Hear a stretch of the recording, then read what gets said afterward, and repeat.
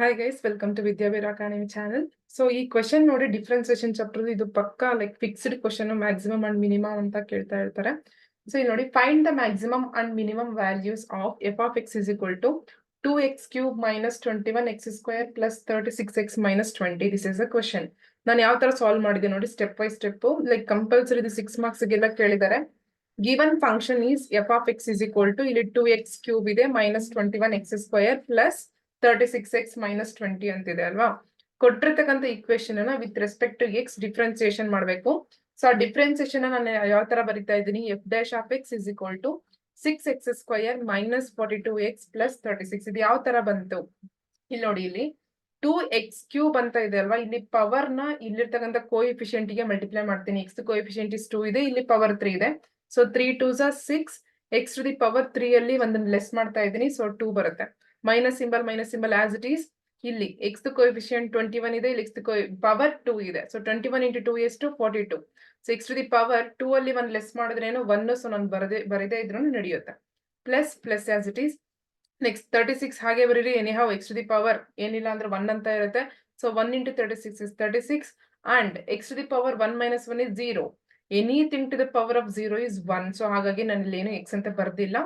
ಇಲ್ಲಿ -20 ಅಂತಿದೆ. This is a constant number. Differentiation of A constant number is 0. Okay. So ಇಲ್ಲಿ ಬಂದಿರತಕ್ಕಂಥ equation ಗೆ ಮತ್ತೆ ಡಿಫ್ರೆನ್ಸಿಯೇಷನ್ ಮಾಡಿ. ಇದನ್ನ ನಾವೇನಂತ ಕರಿತೀವಿ, ಡಬಲ್ ಡಿಫ್ರೆನ್ಸಿಯೇಷನ್ ಅಂತ ಕರಿತೀವಿ.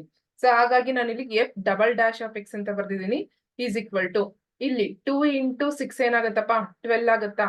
12 x to the power of 2 ಅಲ್ಲಿ 1 ಲೆಸ್ ಮಾಡಿದ್ರೇನು 1. ಸೊ ನಾನು ಇಲ್ಲಿ 1 ಬರ್ದಿಲ್ಲ ಅಷ್ಟೇ. Minus symbol as it is. And differentiation of 42x ಏನಾಗುತ್ತೆ 42 ನೇ ಉಳಿದಿರುತ್ತೆ. Anyhow differentiation of x is what 1. So ಹಾಗಾಗಿ ನಾನು ಇಲ್ಲಿಗೆ ಎಕ್ಸ್ ಬರೀತಾ ಇಲ್ಲ. ಅಂಡ್ ಡಿಫ್ರೆನ್ಸಿಯೇಷನ್ ಆಫ್ 36 ಏನಾಗುತ್ತೆ 0, because 36 is A constant number, 0 ಆಗುತ್ತೆ. So this is the second equation. Okay. ಈಗ ಫಾರ್ ಮ್ಯಾಕ್ಸಿಮಮ್ ಆರ್ ಮಿನಿಮಮ್ ಅಂತಂದ್ರೆ ಯಾವ ತರ ಮಾಡ್ಕೊಂತ ಹೋಗ್ಬೇಕು ನೋಡಿ. ಫಸ್ಟ್ ಇಲ್ಲಿ ಬಂದಿರತಕ್ಕಂಥ ಈಕ್ವೇಶನ್ ನಾನು ಇಲ್ಲಿ ಬರ್ಕೊಳ್ತಾ ಇದ್ದೀನಿ. ಓಕೆ. ಇಲ್ಲಿ ಬರ್ಕೊಂಡ್ಬಿಟ್ಟು ಈಸ್ ಈಕ್ವಲ್ ಟು 0 ಅಂತ ಬರ್ಕೊಳ್ತೀನಿ. ಎನಿಹೌ ಎಲ್ಲಾ ಕೋಎಫಿಷಿಯಂಟ್ಸ್ ಮತ್ತೆ ಇದು ಕಾನ್ಸ್ಟೆಂಟ್ ನಂಬರ್ 6th ಟೇಬಲ್ ಅಲ್ಲಿ ಬರ್ತಾ ಇದೆ. ಸೊ ಎಂಟೈರ್ ಥಿಂಗ್ ನಾನು 6 ಇಂದ ಡಿವೈಡ್ ಮಾಡ್ತಾ ಇದ್ದೀನಿ. ಡಿವೈಡ್ ಮಾಡಿದಾಗ ಏನ್ ಬರ್ತಾ ಇದೆ, 6 get cancel. So x² left out. Minus symbol 42. 6 7s are 42. So ಹಾಗಾಗಿ 7x plus 6 6 36 is equal to 0. Okay. By using factorisation method ನೀವು ಇದನ್ನ ಬರ್ಕೋಬಹುದು, ಅಥವಾ ಕ್ಯಾಲ್ಕುಲೇಟರ್ ನಲ್ಲಿ ಡೈರೆಕ್ಟ್ ಆಗಿ ಮಾಡಿ ತೋರಿಸ್ತೀನಿ ನೋಡಿ. ಕ್ಯಾಲ್ಸಿಯಲ್ಲಿ ಮೋಡ್ ಒತ್ತಿ 5 ಈಕ್ವೇಶನ್ ಅಂತ ಇದೆ, 5 ಒತ್ತಿ. ಅಂಡ್ ದೆನ್ ಇಲ್ಲಿ 3 ಅಂತ ಇದೆ ಅಲ್ವಾ, ax² plus bx plus c ಅಂತ. ಇಲ್ಲಿ 3 ಒತ್ತಿ. ಈಗ a ವ್ಯಾಲ್ಯೂ ಅಂದ್ರೆ x² ಕೋಎಫಿಷಿಯಂಟ್ ವ್ಯಾಲ್ಯೂ ಏನಿಲ್ಲ ಅಂದ್ರೆ 1 ಇರುತ್ತೆ. 1 equals b value x coefficient ಏನಿದೆ -6 ಇದೆ. Sorry, not this one minute, this here x coefficient ಏನಿದೆ -7 ಇದೆ. ಸೊ ಡೈರೆಕ್ಟ್ ಆಗಿ -7 ಅಂತ ಟೈಪ್ ಮಾಡಿ ಈಕ್ವಲ್ಸ್ ಇಲ್ಲಿ ಸಿ ವ್ಯಾಲ್ಯೂ ಏನಿದೆ +6 ಇದೆ. ಸೊ ಹಾಗಾಗಿ 6 ಅಂತ ಕೊಡಿ. ಈಕ್ವಲ್ಸ್ ಈಗ ಎಕ್ಸ್ ವ್ಯಾಲ್ಯೂ ಏನಂತ ಬಂದಿದೆ, ಒಂದು 6 ಅಂತ ಬಂದಿದೆ. ಇನ್ನೂ ಒಂದು ಏನಂತ ಬಂದಿದೆ, x2 ವ್ಯಾಲ್ಯೂ 1 ಅಂತ ಬಂದಿದೆ. ಇದನ್ನ ಡೈರೆಕ್ಟ್ ಕ್ಯಾಲ್ಸಿ ಮೆಥಡ್ ಅಲ್ಲಿ ನೀವು ಮಾಡಿದ್ರೆ ಡೈರೆಕ್ಟ್ ವ್ಯಾಲ್ಯೂ ಸಿಗುತ್ತೆ. ಅಥವಾ ಕ್ಯಾಲ್ಸಿಯಲ್ಲಿ ಬರ್ಲಿಲ್ಲ ಅಂತಂದ್ರೆ ಈ ತರ ಫ್ಯಾಕ್ಟರೈಸೇಷನ್ ಮೆಥಡ್ ಮಾಡಬೇಕು. ಇದ್ರದ್ದು x² ಕೋಎಫಿಷಿಯಂಟ್ ಮತ್ತೆ 6 ನ ನಾವು ಮಲ್ಟಿಪ್ಲೈ ಮಾಡಿದಾಗ 6 ಬರಬೇಕು. ಆತರ ನೀವು ಮಾಡ್ಕೊಂಡ್ಬಿಟ್ಟು ಸ್ಪ್ಲಿಟ್ ಮಾಡಿದಾಗ ನಿಮ್ಗೆ ಏನ್ ಬರ್ಬೇಕು, ಮಿಡಲ್ ಅಲ್ಲಿ ಇರ್ತಕ್ಕಂಥ ನಂಬರ್ಸ್ ನ ಆಡ್ ಮಾಡಿದ್ರೆ -7x ಬರ್ಬೇಕು. So x² minus 6x minus 6 plus 6, ಬೇಕಾದ್ರೆ ಇವೆರಡನ್ನ ಆಡ್ ಮಾಡಿ ನಿಮ್ಗೆ -7x ಅಂತ ಬರ್ತಾ ಇದೆ. ಇವೆರಡನ್ನ ಮಲ್ಟಿಪ್ಲೈ ಮಾಡಿದ್ರೆ +6 ಅಂತ ಬರ್ತಾ ಇದೆ. ಓಕೆ. ಸೊ ಆತರ ಬರ್ಬೇಕು. ಇವೆರಡರಿಂದ ಏನ್ ಕಾಮನ್ ತೆಗಿಬಹುದು, x ಕಾಮನ್ ತೆಗಿಬಹುದು. ಸೊ x -6 ಮೈನಸ್ ಇಲ್ಲಿ ಏನ್ ಕಾಮನ್ ತೆಗಿಬಹುದು, -1 ಅನ್ ಕಾಮನ್ ತೆಗೆದ್ರೆ x -6. ಒಟ್ಟಿನಲ್ಲಿ ಬ್ರಾಕೆಟ್ ಅಲ್ಲಿ ಇರ್ತಕ್ಕಂಥ ವ್ಯಾಲ್ಯೂಸ್ ಸೇಮ್ ಇರಬೇಕು. Fine. Next step, x -1 into x -2 is equal to 0. Anyhow x is equal to +1 ಆಗುತ್ತೆ, ಇದು x is equal to +6 ಆಗುತ್ತೆ. ಆರ್ ದ ಸ್ಟೇಷನರಿ ಪಾಯಿಂಟ್ಸ್ ಅಂತ ಕರ್ಕೊಳ್ತೀನಿ. ಈಗ case number 1 at the point, ಈಗ ನಾನು x is equal to 6 ಅಂತ ಹಾಕೊಂಡ್ ಮಾಡ್ತೀನಿ. ಇಲ್ಲಿ ಡಬಲ್ ಡಿಫ್ರೆನ್ಸಿಯೇಷನ್ ಮಾಡಿದಾಗ ನಮ್ಗೆ ಈಕ್ವೇಶನ್ ಬಂದಿತ್ತು ಅಲ್ವಾ. ಸೊ ಇಲ್ಲಿ ನೋಡಿ, ಡಬಲ್ ಡಿಫ್ರೆನ್ಸಿಯೇಷನ್ ಮಾಡಿದಾಗ ನಮ್ಗೆ ಈಕ್ವೇಶನ್ ಬಂದಿತ್ತು ಅಲ್ವಾ. ಆ ಈಕ್ವೇಶನ್ ಬರ್ಕೊಳ್ತಾ ಇದ್ದೀನಿ. x ಇರ್ತಕ್ಕಂಥ ಪ್ಲೇಸ್ ಅಲ್ಲಿ 6 ಹಾಕ್ತೀನಿ. ಏನ್ ವ್ಯಾಲ್ಯೂ ಬರುತ್ತೆ, 30 ಬರ್ತಾ ಇದೆ. So 30, whether it is less than 0 or greater than 0, it is greater than 0, right? So therefore, function has minimum at x is equal to 6 anta ನಾವು ಬರೀಬಹುದು. Okay? And the minimum value is given by, minimum value is equal to f of 6 ಅಂತ ಬರಿತಾ ಇದ್ದೀನಿ. ಬಂದಿರ್ತಕ್ಕಂಥ value ಇಲ್ಲೇನು 6 ಈಗ ನಮ್ಗೆ ಹೆಂಗಿದ್ರು ಇದು ಮಿನಿಮಮ್ ವ್ಯಾಲ್ಯೂ ಅಂತ ಗೊತ್ತಾಯ್ತು ಅಲ್ವಾ.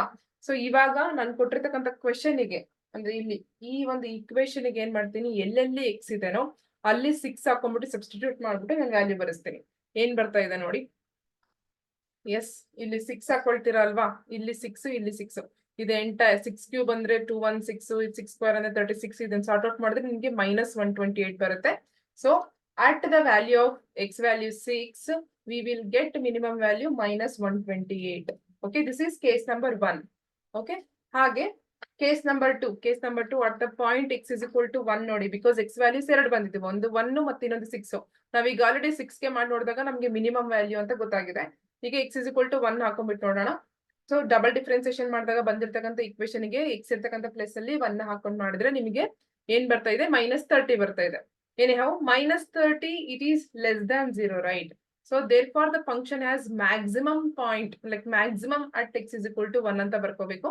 and the maximum value is given by maximum value f of 1. ನಾನು ಹೇಳಿದ್ನಲ್ಲ ಕ್ವಶನ್ ಅಲ್ಲಿ ಇರ್ತಕ್ಕಂಥ ಇಕ್ವೇಶನ್ ಗೆ ಡೈರೆಕ್ಟ್ ಆಗಿ ಅವರು x ಇರ್ತಕ್ಕಂಥ ಪ್ಲೇಸ್ ಅಲ್ಲಿ ಸಬ್ಸ್ಟಿಟ್ಯೂಟ್ ಮಾಡಿದ್ದಾರೆ. ಈ ಇಕ್ವೇಶನ್ ಗೆ ಸಬ್ಸ್ಟಿಟ್ಯೂಟ್ ಮಾಡ್ತಾರೆ 1 ನ, ಅವ್ರಿಗೆ ಏನಂತ ಆನ್ಸರ್ ಬಂದಿದೆ, ಮ್ಯಾಕ್ಸಿಮಮ್ ವ್ಯಾಲ್ಯೂ -3 ಅಂತ ಬಂದಿದೆ. ಓಕೆ, ಸೊ ಮ್ಯಾಮ್ ನಮ್ಗೆ ಹೆಂಗ್ ಗೊತ್ತಾಗುತ್ತೆ ಇದೇ ಮಿನಿಮಮ್ ಇದೇ ಮ್ಯಾಕ್ಸಿಮಮ್ ಅಂತಂದ್ರೆ, ಕಂಪೇರ್ ಮಾಡಿ ಲೈಕ್ ಮಿನಿಮಮ್ ವ್ಯಾಲ್ಯೂ ಮತ್ತೆ ಮ್ಯಾಕ್ಸಿಮಮ್ ವ್ಯಾಲ್ಯೂಗೆ. ಇಲ್ಲಿ ನೋಡಿ, ಮಿನಿಮಮ್ ವ್ಯಾಲ್ಯೂ ಬಂದ್ಬಿಟ್ಟು -128 ಇದೆ, ಮ್ಯಾಕ್ಸಿಮಮ್ ವ್ಯಾಲ್ಯೂ ಬಂದ್ಬಿಟ್ಟು -3 ಇದೆ. ಓಕೆ, ಸೊ ಈ ನೆಗೆಟಿವ್ ಸಿಂಬಲ್ಸ್ ಬಂದಾಗ ಯಾವ ಒಂದು ವ್ಯಾಲ್ಯೂ ನೋಡೋದಕ್ಕೆ, ಈಗ ಮೈನಸ್ ಸಿಂಬಲ್ ತೆಗೆದ್ಬಿಟ್ರೆ 128 3 ಗಿಂತ ದೊಡ್ಡದು ಅನ್ನೋ ತರ ಕಾಣಿಸುತ್ತೆ. But when it comes to negative, ಇಲ್ಲಿ ಸಂಖ್ಯೆಗಳು ಜಾಸ್ತಿ ಆಗದಂಗೆಲ್ಲ ಅದ್ರ ವ್ಯಾಲ್ಯೂ ಕಡಿಮೆ ಆಗ್ತಾ ಹೋಗುತ್ತೆ. ಸೊ ಹಾಗಾಗಿ minimum value is -128, maximum value is -3. Okay, so steps ಅರ್ಥ ಆಯ್ತು ಅಲ್ವಾ ಯಾವ ತರ ಮಾಡೋದು ಅಂತ. ಎಸ್, ಈ ಒಂದು maximum and minima is A compulsory question. First ಏನ್ ಮಾಡ್ತೀರಾ, ಸ್ಟೆಪ್ಸ್ ಕೊಟ್ಟಿರ್ತಕ್ಕಂಥ ಇಕ್ವೇಶನ್ ನ ಫಸ್ಟ್ ಒನ್ ಟೈಮ್ ಡಿಫ್ರೆನ್ಸಿಯೇಷನ್ ಮಾಡಿ, ದೆನ್ ಡಬಲ್ ಡಿಫ್ರೆನ್ಸಿಯೇಷನ್ ಮಾಡಿ, ದೆನ್ ಅದ್ರದ್ದು ಫ್ಯಾಕ್ಟರೈಸೇಷನ್ ಮೆಥಡ್ ಯೂಸ್ ಮಾಡ್ಕೊಂಡ್ಬಿಟ್ಟು ರೂಟ್ಸ್ ಫೈಂಡ್ ಔಟ್ ಮಾಡ್ತೀರಾ. ಮೀನ್ಸ್ 2 ರೂಟ್ಸ್ ಸಿಗುತ್ತೆ. ಆ ರೂಟ್ಸ್ ಗಳನ್ನ depends upon the equation. Okay, 2 ಸಿಗ್ಬೋದು, 3 ಸಿಗ್ಬೋದು. ಬಟ್ ಇಲ್ಲಿ ಹೈಯೆಸ್ಟ್ ಡಿಗ್ರಿ 2 ಇರೋದ್ರಿಂದ ನಾವು ಡಿಫ್ರೆನ್ಸಿಯೇಷನ್ ಮಾಡಿದಾಗ ಇಲ್ಲಿ 2 ರೂಟ್ಸ್ ಬರುತ್ತೆ. ಸೊ ಕೇಸ್ 1, ಕೇಸ್ 2, ಕೇಸ್ 3 ಅಂತ ಮಾಡ್ಕೊಂಡು ಹೋಗ್ತೀರಾ ಡಿಪೆಂಡಿಂಗ್ ಅಪಾನ್ ದ ಕ್ವೆಶನ್. ಇಲ್ಲಿ ಓನ್ಲಿ ಕೇಸ್ 2s ಬಂದಿದೆ. ಸೊ ಕೇಸ್ 1 ಅಂಡ್ ಕೇಸ್ 2 ಅಂತ. ಸೊ ಮಿನಿಮಮ್ ವ್ಯಾಲ್ಯೂ ಯಾವುದು, ಮ್ಯಾಕ್ಸಿಮಮ್ ವ್ಯಾಲ್ಯೂ ಯಾವುದು ಅಂತ ನೀವು ಬರೀಬಹುದು. Okay, so thank you so much. So be careful, this is for 6 marks, so don't miss this question. Okay, thank you guys.